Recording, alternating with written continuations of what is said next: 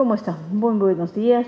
El día de hoy entonces vamos a tocar el tema de prevención de cáncer de colon. Es importantísimo siempre y cada vez que les comento que hablemos un poco acerca de la situación actual, acerca del cáncer de colon. Mientras va cargando las diapositivas, sabemos que las grandes instituciones como la IARC, la OMS, tienen y que obtienen los datos a nivel mundial de cada uno de los países y que nos manifiestan cuál es la situación actual del cáncer, pues hacen las estimaciones que para el 2030 la tendencia al incremento de los pacientes con cáncer va a ir en aumento, ¿correcto? Y para el cáncer de colon esta peculiaridad es la misma. ¿Qué es lo que sucede? Normalmente veíamos que había más cánceres de colon en países con ingresos altos, de medios a altos. Entonces, era una patología que se veía sobre todo en pacientes obesos, con una cultura o una alimentación inadecuada, rica en grasas, muchos carbohidratos, por lo tanto se veía más en esas poblaciones americanas, europeas, que tenían ingresos medianos a altos. Pero también se ha empezado a ver de que este incremento se presenta también poco a poco y se está aumentando en países con medianos a bajos recursos, que nos incluye a nosotros. Normalmente el cáncer es una patología de adultos mayores, ¿correcto? Se ve en mayores de 60 años. Es por eso que los chequeos se trata de anticipar desde los 50 años, ¿correcto? ¿Tendremos puntero? ¿Hola? Siguiente. Siguiente. Correcto. Ahí vemos entonces lo que les comentaba, ¿no? 55% de países desarrollados, es decir, países con ingresos medios a altos. Culturalmente, pues, en este tipo de población hay una mayor predominancia del sedentarismo, una alimentación rica en grasas, comida chatarra, etc. Pero miren, los países en vías de desarrollo estamos en incremento, ahí estamos nosotros. Ahora, si vemos las dos esferas de datos, vemos que para el varón el cáncer de colon es más frecuente, está en el segundo cáncer más frecuente y para las mujeres en el tercer lugar. Es en el varón uno de los cánceres más frecuentes, ¿correcto? Siguiente, por favor. Vemos acá entonces en este gráfico que, miren, para los países que están de la línea negra hacia el lado derecho, son los países que tienen altos ingresos. Vemos la barra azul, es grande, ¿no? Es decir, tienen un alto diagnóstico de pacientes con cáncer, y la barra rojita pequeña, es decir, que casi menos de la tercera parte de sus pacientes diagnosticados con cáncer fallecen. Pero miremos de la línea negra hacia el otro lado, países como el nuestro, de medios a bajos recursos, en donde es verdad que no hay un gran diagnóstico, es decir, aparentemente tenemos menos cáncer de colon, pero la gran mayoría de nuestros pacientes fallecen.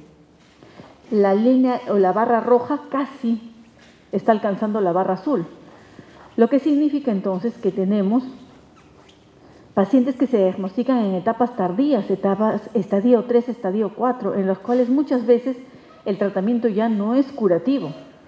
Y valga la redundancia, el cáncer de colon, cuando se diagnostica en etapas iniciales, tiene tratamiento curativo al 100%. Pero en etapas tardías, esto ya no se puede hacer. Entonces, si tenemos un diagnóstico tardío, evidentemente, pues vamos a tener una mortalidad que casi iguala a la incidencia. Siguiente. Vemos entonces, miren, para los registros de Lima Metropolitana al 2016, siguiente, ¿cuál es la tendencia desde el año 2000? La tendencia es ir en incremento. Tenemos cada año más cáncer de colon. Siguiente. ¿Y qué es lo que sucede? Como les comentaba, comúnmente este era un cáncer, y como la gran mayoría de cánceres, son cánceres frecuentes en adultos mayores. Pero ¿qué estamos viendo?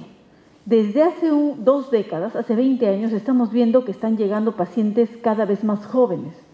Es decir, con menos de 50 años, con cáncer de colon ya avanzado.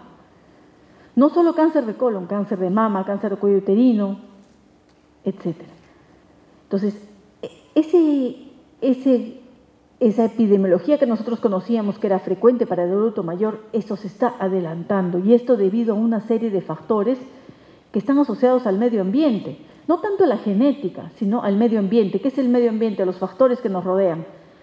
El tipo de alimentación, la contaminación, la forma en cómo estamos llevando nuestros estilos de vida, ¿correcto? Entonces, se está teniendo población cada vez más joven con cáncer. Siguiente. Si vemos acá, por ejemplo, y la gran mayoría de mis pacientes cuando acuden a la consulta, vienen atemorizados por algún familiar, ¿no es cierto? La gran mayoría tenemos 1 o 2 familiares y no es más que hayan tenido el antecedente de cáncer, ya sea de colon, mama u otro. Pero vemos acá que el 5 al 10% es hereditario, es decir, que tengan alguna mutación genética y que vemos ahí entre las opciones, entre esos nombres un poco raros, que son enfermedades hereditarias, o sea, son familias que ya saben que heredan esto. Y desde jóvenes, desde los 10 años empiezan a hacer su tamizaje porque tienen alta probabilidad de tener cáncer ya a los 18 años, pero son mutaciones genéticas. El otro 10% que es familiar son aquellos pacientes que tienen antecedentes familiares. Por ejemplo, mi abuelita con cáncer de mama, mi tía que tuvo cáncer de útero, mi papá con cáncer de próstata, etc. Entonces, si ustedes ven el porcentaje, es bien bajo. El 80% de los cánceres y del cáncer de colon son de tipo esporádico. ¿Qué significa esporádico? Que no tienen ningún antecedente familiar previo. Entonces, no esperemos o no creamos que la motivación principal para hacerse un chequeo es el tener un familiar con cáncer. Con mucha mayor razón, aquel paciente que no tiene antecedentes familiares, que no tiene síntomas, es el que tiene que hacerse un chequeo. Porque la gran mayoría de los cánceres son asintomáticos, no tienen sintomatología hasta que están en una etapa avanzada. Siguiente. Entonces, una de esas enfermedades que habíamos visto era la poliposis adenomatosa familiar. Son grupos de familias, ya familiares, que saben desde el abuelo, la mamá, los tíos, los hijos, los sobrinos y primos que han heredado esta mutación. Entonces son personas que ya inician colonoscopías desde muy jóvenes y todo el epitelio del colon se ve como un empedradito. Cada uno de esos es un pólipo que potencialmente puede malignizar. Y ellos saben que tienen el riesgo de muy jóvenes, 15, 18 años, de ya tener cáncer. Pero ellos conocen de esta mutación. Este grupo de pacientes solo corresponden al 5 al 10%. El resto estamos dentro de ese 80% con alta probabilidad de cáncer sin antecedentes familiares. Siguiente. Pero entonces, ¿cuáles son esos otros factores que nos incrementan el riesgo a nosotros para desarrollar cáncer? Esto es una balanza. Es como siempre les comento a mis pacientes. El cáncer es multifactorial, es una suma de factores que se van agregando día a día durante toda nuestra vida, desde que somos pequeños. Entonces vamos a conocer cuáles son esos factores de riesgo y si yo como paciente puedo intervenir sobre ellos para disminuir mi riesgo de cáncer de colon. Y ese es el título de nuestra charla del día de hoy. ¿Cómo puedo prevenir el cáncer de colon? Siguiente. Entonces, uno de los hechos importantes es conocer que el cáncer de colon no se produce de un momento a otro, ¿correcto? Esta es una neoplasia que está precedido por tumores o lesiones premalignas que van a evolucionar 15 a 20 años. Y vemos en esta primera imagen que ese es el tamaño de un pequeño pólipo. Ese en promedio mide 3 milímetros, ¿correcto? Así de pequeño es. En el tiempo, ese pólipo o ese adenoma, si es que no es tratado, en 15 años es un cáncer de colon, ¿correcto? Siguiente. Y vemos que van creciendo. Ahora, esos pólipos que van creciendo están estimulados por ciertos factores. Siguiente. Vamos a ver que esos factores, uno de ellos, es alguna condición inflamatoria que se llama colitis ulcerosa y enfermedad de Crohn. Siguiente. Estas son enfermedades inflamatorias intestinales, ¿correcto? Entonces adelante. Tenemos que conocer o saber que el colon irritable no está considerado un factor de riesgo. ¿De acuerdo? La colitis ulcerosa y la enfermedad de Crohn son condiciones diagnosticadas igual por el gastroenterólogo. ¿De acuerdo? Requiere un proceso, un examen, una evaluación con una colonoscopía y una biopsia, pero son pacientes que presentan inflamaciones constantes, distensión abdominal, gases, periodos a veces de deposiciones líquidas seguidas de estreñimiento, etc. Entonces, si alguno tiene esas molestias, tiene que ir con el gastroenterólogo para descartar que no hay una colitis ulcerosa y enfermedad de Crohn, que son generalmente enfermedades no típicas para nuestra gente, para nuestra raza. No es típica para nuestra raza. Es típico, es más frecuente para razas o para personas europeas, ¿correcto? Pero ¿qué es de lo que más se adolece a veces el peruano? Del colon irritable, de esa patología que a veces está asociada al estrés y que conlleva a veces deposiciones líquidas, indigestión, igual distensión, malestar. ¿correcto? Pero es un colon irritable. Ese colon irritable no tiene riesgo para cáncer, ¿de acuerdo? Siguiente. Otro factor importante es la obesidad. La obesidad interviene y es la principal motora para el desarrollo de varios tipos de cánceres. 13 sobre todo: cáncer de tiroides, esófago, de mama en las mujeres, vesícula, hígado, mieloma, meningiomas, cáncer de páncreas, de útero en las mujeres, de riñones, de ovario y de colon y recto. Siguiente. De colon y recto también. La obesidad. Este es un factor sobre el cual podemos intervenir. Aquel paciente que es obeso, constantemente el cuerpo se encuentra en un proceso inflamatorio que va a dar todas las condiciones, sobre todo a nivel del colon y en general en todo el cuerpo, para que esto prolifere. Ahora, ¿cómo puedo saber yo que tengo las condiciones, o estoy en sobrepeso o obesidad, o cuánto debo pesar? Es importante que como personas ustedes sepan cómo sacar su índice de masa corporal. El índice de masa corporal es cuestión de aplicar una formulita. El peso que yo tengo sobre mi talla al cuadrado, es decir, el peso sobre la talla multiplicada por la talla. Y eso nos va a dar una fórmula. Lo normal es que esté entre el 18.5 hasta antes del 25. Por encima de 25 es sobrepeso y si paso de los 30 estoy en obesidad. A mayor sobrepeso, mayor riesgo de cáncer. Ahora, si yo tengo obesidad o sobrepeso desde pequeña, o si ha nacido mi hijo con más de 4 kilos, mi hijo tiene mayor riesgo a largo plazo de tener cáncer, porque está naciendo ya con sobrepeso desde intraútero. Ahora, si yo no puedo aplicar esa formulita, ¿qué otra forma tengo de ver? Siguiente, por favor. Puedo también medir mi cintura, la circunferencia abdominal. Si yo, por ejemplo, palpo mis costillas, el borde de mis costillas y luego mis caderas, en ese espacio entre ambas prominencias óseas voy a medir mi cintura. Las mujeres debemos medir menos de 88 y los varones menos de 102. Entonces, quienes ya tengan un cálculo estimado y vean su barriguita, se darán cuenta de qué riesgo tienen. Y no solo es para cáncer de colon, en el varón para próstata, riñón, tiroides, vesícula, páncreas, etc. Y como les dije, son asintomáticos, no tienen molestias. Entonces, es importante que ustedes llegando a casa de repente, en su centímetro, una medidita. Caramba, tengo un riesgo elevado. Simplemente el hecho de tener esa circunferencia incrementada les incrementa el riesgo. Si ustedes tienen más años de sobrepeso o obesidad, mayor riesgo. Si las mujeres llegan a la menopausia con sobrepeso, mayor riesgo de cáncer de mama, de cáncer de endometrio. ¿Correcto? Entonces, algo tan sencillo como una cinta métrica nos puede ayudar a darnos cuenta de que no estamos en una condición sana. Porque muchos de mis pacientes les pregunto, ¿alguna enfermedad? No, ninguna, estoy sana. Y están con una obesidad marcada. Entonces, no estamos sanos. El sobrepeso y la obesidad no es una persona sana. Siguiente. Otros factores de riesgo que vamos viendo, el cigarrillo.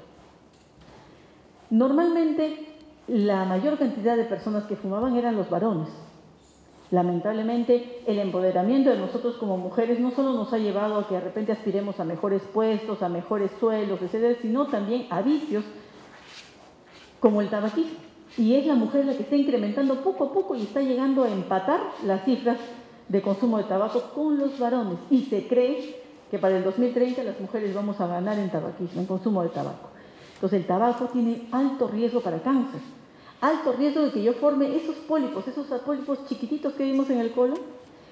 Alto riesgo de que si luego de que me trataron, lograron extirparme eso, yo vuelva a formar en un tiempo muy corto de nuevo pólipos, incrementando de nuevo mi riesgo y toda esa cascada, esa secuencia que les comenté hasta el cáncer. Siguiente. Entonces no nos dejemos engañar por a veces aparatitos nuevos electrónicos que quizás nos hacen creer que no es tabaco. El cigarrillo electrónico es una nueva forma de consumo de tabaco que lamentablemente tiene mayor riesgo incluso y que lamentablemente la población de mayor impacto son los adolescentes. Muchos de nosotros conocemos el cigarrillo tradicional y quizás algunos se han quedado en eso, pero la población joven, adolescentes jóvenes, fuman cigarrillo electrónico creyendo que no tiene nada de dañino, tiene una alta concentración de cancerígenos. Entonces tenemos que poder intervenir. ¿Por qué? Porque nuestros hijos simplemente pueden comprar esto en una estación de grifo y cuesta 20 soles. ¿Qué adolescente no tiene 20 soles ahora? ¿Correcto? Entonces tenemos que poder estar presentes en la vida de nuestros hijos, porque esto se está volviendo una droga que está ingresando en nuestra sociedad de forma terrible. Siguiente. Otro factor de riesgo, y quizás el más sabroso de todos, la alimentación. Una dieta cargada en grasas. Lamentablemente este es el ambiente en el que crecemos y en el que vivimos. Estamos invadidos en la televisión pues de propaganda que nos habla de comida chatarra. Cada vez es más barata, los combos, las promociones. Entonces a veces hasta para evitarnos cocinar se pide un Kentucky o se compra una comida o cruzamos nada más acá, ¿no? Y los que a veces ya comemos el menú, no queremos otra cosita diferente, se come esa comida chatarra. Entonces es altamente peligrosa. ¿Y por qué? Siguiente, por favor. Vamos a ver entonces que la carne roja está catalogada como un alimento que probablemente produzca cáncer y los embutidos con un alimento que causa cáncer. Entonces, ¿qué quiere decir esto? ¿Que están prohibidos de consumir salchicha, jamonada, etcétera? No, pero que debemos tener cuidado, ¿correcto? Los embutidos se consumen una vez cada 15 días o una vez al mes. Entonces, por favor y cuidado con la lonchera de los chicos. A veces lo más fácil es poner en la lonchera el pan con jamonada. Y eso es un esfuerzo, porque muchas veces veo loncheras que tienen sus frugos, su pingüinito de esta marca de... Uy, ya se me fue el nombre, ¿ven? Mejor que no me sé el nombre.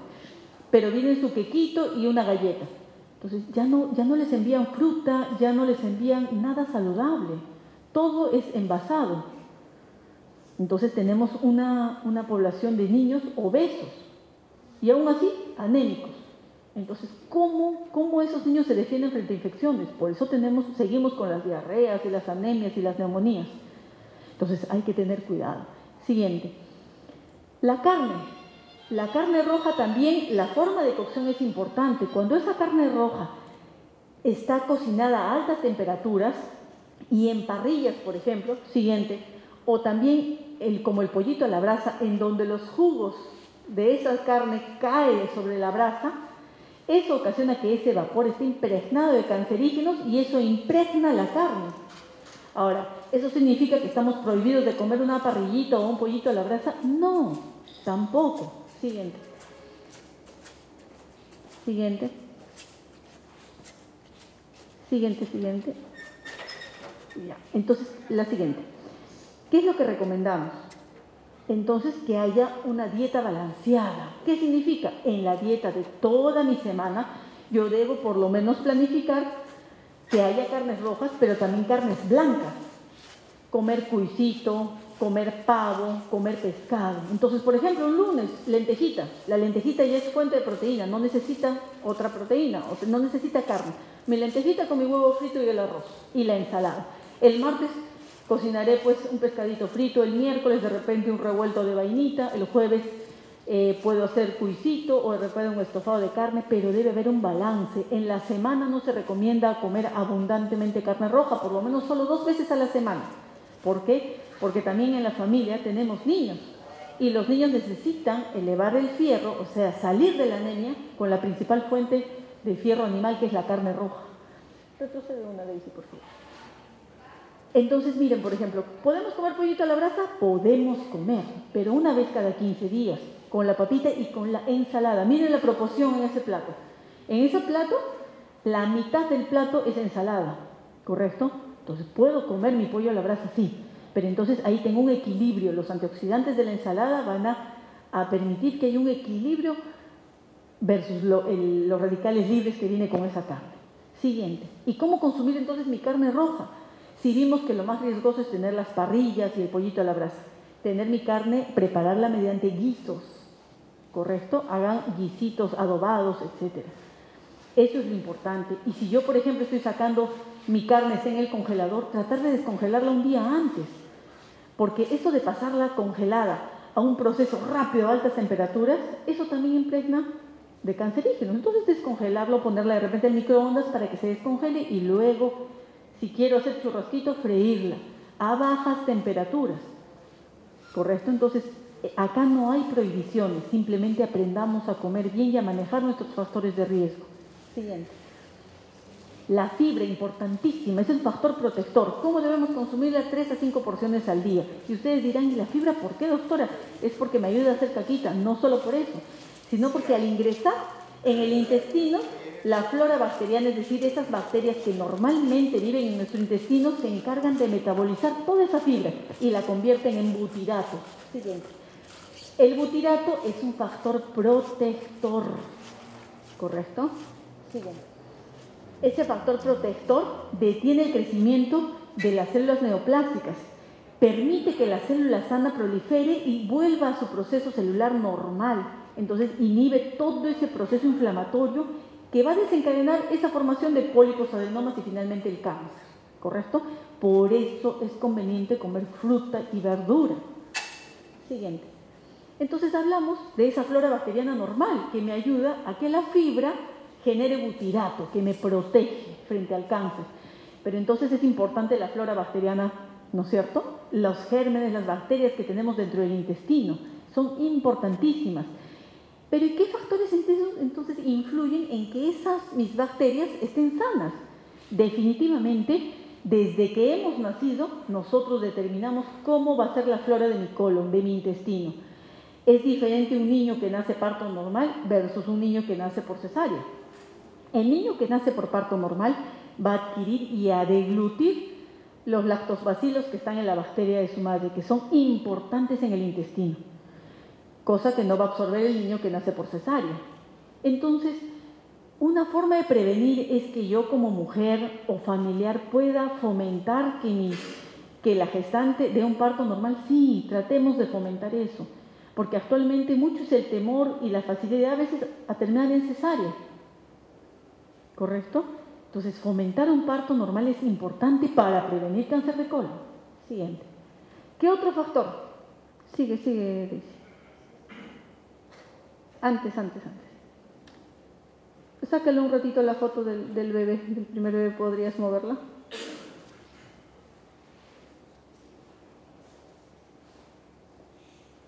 No, desplázala la foto hacia arriba nada más. Es importante entonces también, y vamos a ver en la foto de abajo, ¿puedes desplazarla? A ver.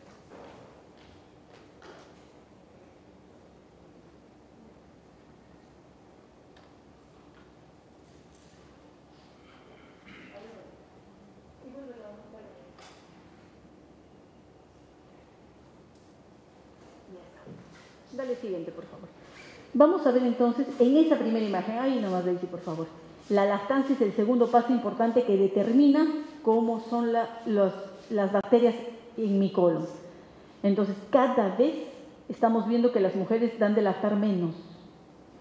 La lactancia es importantísima. La leche materna tiene oligosacáridos que fomenta que esa flora bacteriana en el colon sea normal y que ese niño a la larga crezca protegido de todo tipo. La lactancia materna no solo protege a la mamá. Es verdad que la mujer cuando damos de lactar tenemos menos riesgo de cáncer de mama, pero el niño que ha lactado, si es mujercita, menos riesgo de cáncer de mama. Si es varón o mujer, menos riesgo de leucemia. Entonces, no podemos darle lactar a nuestros hijos y disminuirle ese riesgo, claro. Debemos pasar del año, y mejor si pasamos de los 2 años de lactancia. Entonces, aquellas que tengan nueras, esposas, hermanas, por favor, antes se creía el mito de que no, la leche ya no sirve pasado el año. Mentira, la leche es muy favorable y protege contra el cáncer frente a la mamá y al niño. Entonces, pasar de los 2 años es recomendable. El tercer paso siguiente es la lactancia. ¿Qué pasa con ese niño a los 6 meses cuando empieza a comer? Las recomendaciones son que empiecen con papilla, ¿no es cierto? Se aprieta su higadito, su zapallo, su papita. Pero ¿qué pasa si la mamá dice, uy, esto está feo, un poquitito de sal le voy a echar? ¿Es correcto? No, ¿no es cierto? El niño no nace con sabor, el niño no sabe si esto está saladito o dulce. El niño disfruta del dulce que proviene de la fruta, de lo salado que puede venir de las verduras. Entonces no se agrega ningún aditivo, por favor. Durante ese periodo de lactancia hasta el año, el intestino del niño está aprendiendo. Y nosotros a veces adelantamos cosas, como en esa otra imagen. Miren ese bebé con su bebida. y lo he visto con mucha frecuencia, no es correcto insertarle a un niño bebidas azucaradas. Entonces ese niño obviamente le va a gustar. ¿Y ustedes creen que va a tomar agua después? No va a querer agua. Obviamente porque eso es mucho más sabroso, mucho más llamativo, y a las papilas obviamente mucho más estimulantes. Pero también eso es más costoso, ¿sí o no? Entonces es mucho más económico y más saludable que los niños tomen agua y que se acostumbren a eso. Niño que aprende a alimentarse bien es un niño que luego de adolescente y de joven va a alimentarse bien. Pero si nosotros le insertamos desde pequeño, uy, un poquito de gaseosita, se ha antojado, dicen las pacientes. De 6, 8 mesecitos se ha antojado, doctora, cuando yo comía tallarín y le di. Eso no es posible. Los bebés no se antojan, todos se van a querer llevar a la boca, entonces pueden querer jalar cualquier alimento que está sobre la mesa. Entonces tenemos que tener cuidado con cómo estamos educando el colon de nuestros hijos, ¿correcto? Desde fomentar un parto normal, una lactancia que tenga una buena duración, una adecuada inserción de los alimentos. Eso va a fomentar que las bacterias del intestino sean las mejores para que ese niño se proteja frente a todo, incluso alergias.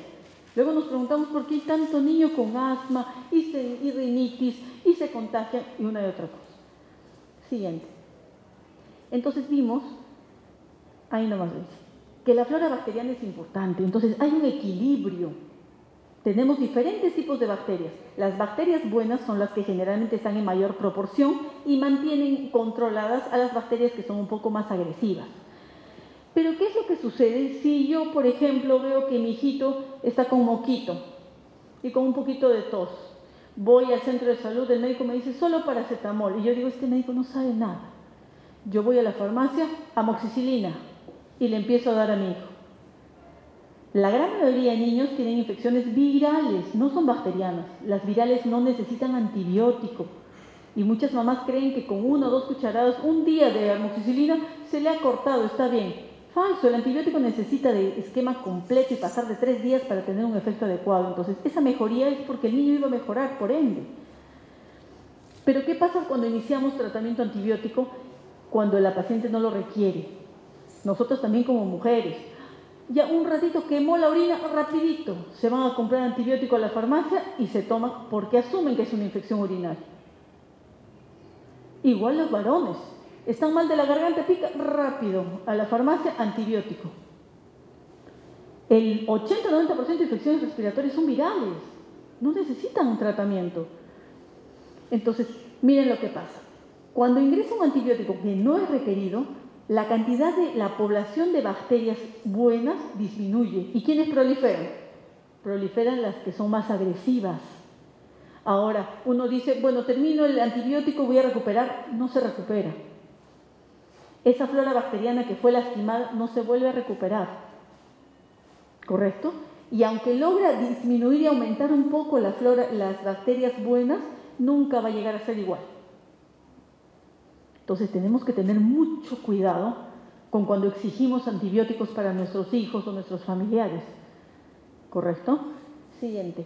Y en ese entorno entonces nosotros nos preguntamos, ¿qué puede haber para que favorezca que mi flora bacteriana se recupere o sea buena? Escuchamos mucho acerca de los probióticos y los prebióticos, ¿no es cierto? ¿Qué son los probióticos y los prebióticos? Los probióticos son un conjunto de microorganismos o bacterias que se ingieren para ayudar a favorecer un poco el entorno bacteriano, ¿correcto? Pero introducimos bacterias, ¿sí? ¿Qué son los prebióticos? Los prebióticos son nutrientes, son sustancias que ingresan para favorecer, alimentar, nutrir, mejorar a nuestra flora ya existente. Entonces, si ustedes escogieran entre probióticos y prebióticos, ¿cuáles tomarían? Prebióticos, ¿no es cierto? Entonces, cuando vayan a comprar un yogurcito o algo, vean entre probiótico y prebiótico, escojan preferible prebióticos, ¿correcto? Porque con los prebióticos vamos a fortalecer y a nutrir la flora que ya tenemos actualmente. Entonces son formas que nos ayudan a mantener nuestra flora bacteriana normal, saludable, para que de esa forma no tengamos ni un ambiente que favorezca el desarrollo del cáncer. Entonces, ¿existen formas para prevenir el cáncer de colon? Claro que sí. Y por más que a veces no le encontremos, y ahora ustedes lo saben, cómo el hecho de poder tener un parto normal determina mucho en ese niño. Cómo el hecho de poder darle de lactar favorece y disminuye el riesgo de que ese niño tenga leucemia, si es mujercita, cáncer de mama, y para ambos cáncer de colon. Entonces es importante cómo llevamos o cómo actuamos en nuestro día a día desde que nacemos para ver qué tipo de flora vamos a tener. Siguiente. Entonces la flora es importantísima. ¿Dónde encontramos los prebióticos? Retrocede un poquito de ahí. En la cebolla, alcachofa, en el porro, ajo, plátano, la leche materna, los espárragos. Siguiente. Entonces la idea es mantener un equilibrio de esos factores. Acá no hay prohibiciones, no es que dejemos de hacer esto. Lo único que se recomienda es no al tabaco, ¿correcto? Luego de eso es bajen de peso, hagan actividad física para mantener un peso adecuado. La obesidad genera que haya un trastorno inflamatorio dentro de la flora y altera la flora bacteriana. Entonces todos los factores, desde el tabaco, el alcohol, alteran y modifican nuestra flora bacteriana. Ese es el eje, la flora tiene que estar sana. Entonces a veces cuando me dicen, doctora, yo me hago lavados cada cierto tiempo, ¿les parece correcto? No, los lavados que hacen, están barriendo con toda su flora normal. Eso no es saludable. Si quieren hacer deposiciones normales y eliminar bien, pues se coman fibra, tomen abundante líquido para tener un ritmo defecatorio normal. Y la idea es que a la larga evitemos que ese pequeñito se convierta en un cáncer. ¿Correcto? Siguiente. Entonces, desde el enfoque de la prevención a través del tamizaje, tenemos métodos, pues evidentemente. Desde el test de sangre oculta en heces, al cual se puede acceder todos los pacientes mayores de 50 años, dejando una muestra de heces, se hace un estudio para detectar la cantidad de sangre escondida o oculta en esas muestras de heces. Eso nos permite tener una idea, si hay sangrado, de que podría haber un pólipo que esté sangrando, ¿correcto? Entonces, todo paciente que tenga un test de sangre oculta en heces deberá realizarse una colonoscopía. Si yo tengo mayor riesgo, si soy obeso, soy fumador, bebo alcohol con cierta frecuencia, etcétera, y sé que tengo un mayor riesgo, sin necesidad de tener antecedentes familiares y puedo hacerme una colonoscopía, excelente. La colonoscopía es el método, aunque es invasivo y que quizás pueda tener un método de preparación previo, es el mejor método. ¿Por qué? Me permite que el médico ingrese una cámara a través de la cual puede visualizar todo el epitelio, toda la mucosa del colon y detectar esas pequeñas lesiones, esos pólipos, esos adenomas de 3-5 milímetros. Pólipo detectado, pólipo extirpado en ese momento. Se extirpa y se envía a estudio. Cuando fue extirpado ya fue tratado. Ese paciente a quien le retiraron todos los pólipos o adenomas es un paciente que ya no va a tener riesgo para cáncer, ¿correcto? ¿Por qué? Porque extirparon las lesiones premalignas. Entonces la colonoscopía nos permite eso. Si yo tengo una colonoscopía normal, si por ejemplo el día de hoy me hacen una colonoscopía y no encuentran absolutamente nada, yo tengo la tranquilidad durante 10 años de que no va a crecer absolutamente nada.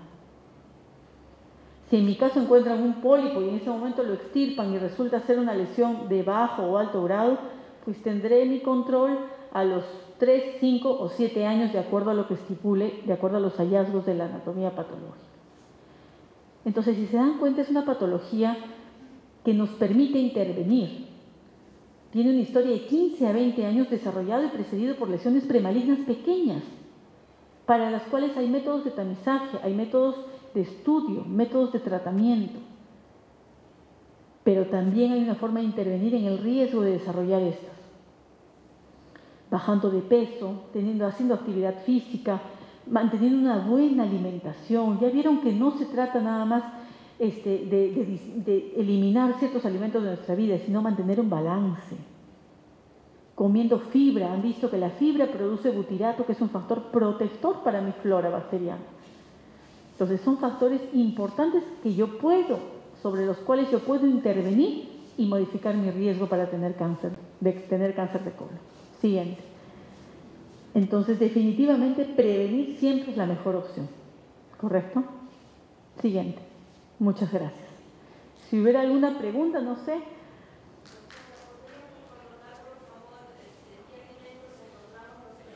Allá, en la cebolla, en el espárrago, en el porro, en el ajo, la leche materna también.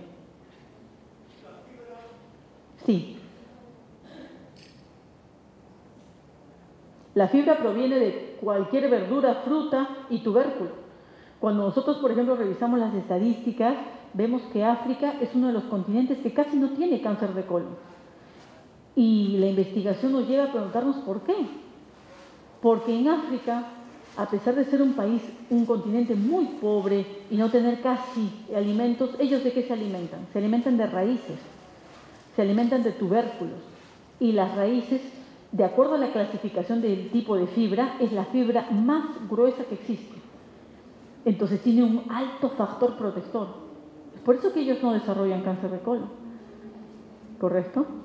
Es importante la fibra. ¿Alguna otra pregunta?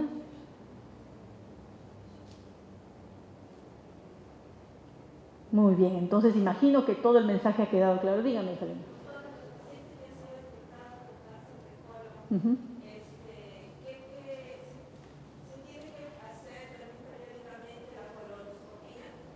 Claro, dependiendo en qué etapa está. Si por ejemplo sigue sus controles, claro, tiene que seguir, hija linda. Tiene que seguir. Ahora, el bajar de peso, la alimentación con la fibra, aplica también para el paciente con diagnóstico de cáncer. El bajar de peso, el no fumar y el alimentarse bien disminuye el riesgo de que vuelva a formar pólipos. Pólipos que a la larga se vuelven cáncer. Así que sí, es un factor protector del paciente que ya tuvo cáncer también. Tiene baja concentración de grasa, sí lo pueden consumir, no hay ningún problema.